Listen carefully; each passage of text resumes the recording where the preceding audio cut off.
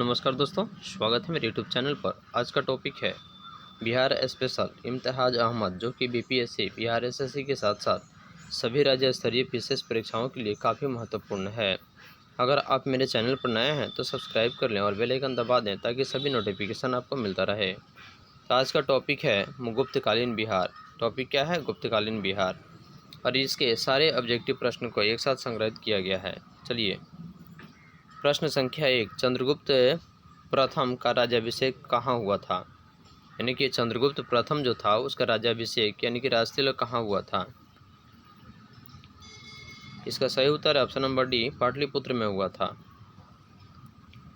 अगला प्रश्न है, चंद्रगुप्त के पाटलिपुत्र में राज्याभिषेक और गुप्त वंश की स्थापना का वर्ष कौन था? सही उत्तर है ऑप्शन नंबर बी, 320 ईस्वी। किस शासक ने वैशाली के लिच्छवी राजकुमारी कुमार देवी से विवाह किया था? किस शासक ने वैशाली के लिच्छवी राजकुमारी कुमार देवी से विवाह किया था? इसका सही उत्तर है ऑप्शन नंबर सी, चंद्रगुप्त प्रथम। चंद्रगुप्त प्रथम ने 320 ईस्वी में महाधिराज की उपाधि धारण की थी। कहाँ? सही उत्तर है ऑप्शन नंबर ए, पाटलिपुत्र में, जिन्होंने 320 ईस्वी में चंद्रगुप्त ने गुप्त संवत का भी प्रचलन किया। अगला प्रश्न है, किस शासक ने स्वयं को लिच्छवी दोहित्र कहा है? किस शासक ने स्वयं को लिच्छवी दोहित्र कहा है? सही उत्तर ऑप्शन नंबर बी, समुद्रगुप्त। अगला प्रश्न है, बिहार में गुप्त शक्ति के संगठन का श्रेय किसे दिया जाता है? बिहार में गुप्त शक्ति के संगठन का श्रेय किसे दिया जाता है?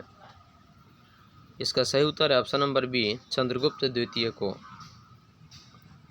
गुप्त साम्राज्य की राजधानी कहाँ थी? गुप्त साम्राज्य की राजधानी कहाँ थी? इसका सही उत्तर है ऑप्शन नंबर ए, पाटलिपुत्र में। किस शासक से श्रीलंका के राजा मेघवर्मन ने गया में एक बौद्ध मठ स्थापित करने की अनुमति मांगी थी? सही उत्तर है option number C, Samudragupta. Nalanda विश्वविद्यालय की स्थापना का युग क्या है? सही उत्तर है ऑप्शन नंबर सी, गुप्त काल। तो नालंदा विश्वविद्यालय की स्थापना जो हुआ था वह गुप्तकालीन युग में हुआ था। अगला प्रश्न है, नालंदा विश्वविद्यालय के संस्थापक कौन थे? नालंदा विश्वविद्यालय के संस्थापक कौन थे? सही उत्तर है ऑप्शन नंबर डी, कुमारगुप्त। अगला प्रश्न है, बोध गया के महाबोधि मंदिर की स्थापना किस काल में हुई? बोध गया के महाबोधि मंदिर की स्थापना किस काल में हुई? इसका सही उत्तर है ऑप्शन नंबर सी, गुप्त काल में। अगला प्रश्न है, चीनी यात्री फाहियान कितने समय तक पाटलिपुत्र में रहा था? चीनी यात्री फाहियान कितने समय तक पाटलिपुत्र में रहा था? सही उत्तर ऑप्शन नंबर सी, 3 साल। चंद्रगुप्त द्वितीय के शासनकाल में फाहियान भारत भ्रमण पर आया। इसका उद्देश्य बौद्ध पांडुलिपियां प्राप्त करना था। आर्यभट्ट का संबंध किस नगर से था? आर्यभट्ट का संबंध किस नगर से था? सही उत्तर है ऑप्शन नंबर डी, पाटलिपुत्र से। गुप्त काल की एक सुंदर कार्तिकेय की मूर्ति किस जिले में प्राप्त हुई थी? गुप्त काल की एक सुंदर कार्तिकेय की मूर्ति किस जिले में प्राप्त हुई थी? सही उत्तर है ऑप्शन नंबर डी, शाहाबाद में। बिहार में 7.5 फीट ऊंची बुद्धदेव की एक पीतल की मूर्ति प्राप्त हुई है, वह कौन सा जगह है? देखिए, बिहार का कौन ऐसा जगह है जहां 7.5 फीट ऊंची बुद्धदेव का एक पीतल की मूर्ति प्राप्त हुई है? सही उत्तर है ऑप्शन नंबर बी, सुल्तानगंज से। राजगीर के मणिनाग मंदिर में पत्थर पर खोदे हुए गणेश, विष्णु तथा नाग नागिनों के चित्र हैं। यह किस काल के हैं? राजगीर के मणिनाग मंदिर में पत्थर पर खोदे हुए गणेश, विष्णु तथा नाग नागिनों के चित्र जो अंकित है यह किस काल के हैं? सही उत्तर ऑप्शन नंबर सी, गुप्त काल के। राजगृह में स्थित जरासंध की बैठक का निर्माण किस काल में हुआ माना जाता है? राजगृह में स्थित जरासंध की बैठक का निर्माण जो था वह किस काल में हुआ माना जाता है? जल्दी बताइए इसका उत्तर। सही आंसर हो जाएगा इसका ऑप्शन नंबर बी, गुप्त काल। अगला प्रश्न है, तीरभूमि आधुनिक दरभंगा का राज्यपाल कौन थे? यानी कि तीरभुक्ति आधुनिक जो दरभंगा है जो कि बिहार में स्थित है और इसके राज्यपाल कौन थे? इसका सही उत्तर है ऑप्शन नंबर ए, गोविंद गुप्त। गोविंद गुप्त चंद्रगुप्त द्वितीय का छोटा पुत्र था। और वहीं तीरभुक्ति यानी कि जो कि आधुनिक दरभंगा है वहाँ का राज्यपाल था। बिहार में बौद्ध विहार का प्राचीनतम केंद्र कौन था? बिहार में बौद्ध विहार का प्राचीनतम केंद्र कौन था? सही उत्तर option number A, Nalanda. Nalanda विश्वविद्यालय किस लिए प्रसिद्ध था? नालंदा विश्वविद्यालय किस लिए प्रसिद्ध था?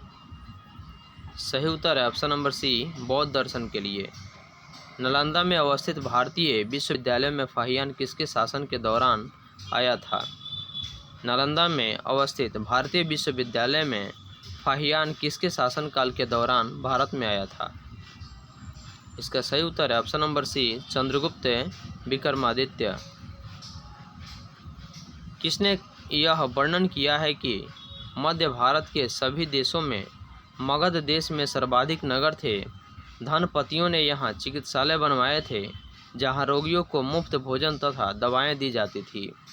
ने किसने कहा था कि मध्य भारत के सभी देशों में मगध देश में सर्वाधिक नगर थे? धनपतियों ने यहाँ चिकित्सालय बनवाए थे जहाँ रोगियों को मुफ्त भोजन तथा दवाएं दी जाती थी। सही उत्तर ऑप्शन नंबर सी, फाहियान। गुप्त संवत कब प्रारंभ होता है? यानी कि गुप्त संवत की शुरुआत कब होती है? इसका सही उत्तर है ऑप्शन नंबर सी, 320 ईस्वी में। निम्नलिखित शासकों में किसे भारत का नेपोलियन कहा जाता है? सही उत्तर ऑप्शन नंबर सी, समुद्रगुप्त को भारत का नेपोलियन कहा जाता है। सौराष्ट्र और मालवा क्षेत्र की विजय किस गुप्त सम्राट ने की? सौराष्ट्र और मालवा क्षेत्र की विजय किस गुप्त सम्राट ने की? इसका सही उत्तर है ऑप्शन नंबर सी, चंद्रगुप्त द्वितीय विक्रमादित्य ने। प्रयाग प्रशस्ति के रचयिता कौन थे? प्रयाग प्रशस्ति के रचयिता कौन थे? इसका सही उत्तर है ऑप्शन नंबर बी, हरिसेन। किस गुप्त सम्राट ने दक्षिण भारत में सफल सैनिक अभियान किए? कि कौन ऐसे गुप्त सम्राट थे जिन्होंने दक्षिण भारत में सफल सैनिक अभियान किए? सही उत्तर option number B, Samudragupta. Prayag Prashasti में किस सम्राट के विजय अभियानों की चर्चा है? प्रयाग प्रशस्ति में किस सम्राट के विजय अभियानों की चर्चा है? सही उत्तर है ऑप्शन नंबर डी, समुद्रगुप्त की चर्चा है। गुप्त साम्राज्य के पतन के क्या कारण थे? गुप्त साम्राज्य के पतन के क्या कारण थे? इसका सही उत्तर है हुनों के आक्रमण, प्रशासन का सामंती स्वरूप तथा कमजोर शासक। इसलिए इसका सही उत्तर होगा ऑप्शन नंबर सी। मगध पर मिहिर कुल का आक्रमण किस शासक के समय हुआ था? मगध पर मिहिर कुल का आक्रमण किस शासक के समय में हुआ? सही उत्तर है ऑप्शन नंबर डी, नरसिंह गुप्त। गुप्त काल विज्ञान यानी गुप्त काल के ज्ञान विज्ञान के विकास का स्वर्णिम युग था। इनमें योगदान करने वाले विद्वान कौन थे? सही उत्तर है बराहमिहिर, आर्यभट्ट तथा ब्रह्मगुप्त। यानी कि इसका सही उत्तर होगा ऑप्शन नंबर सी,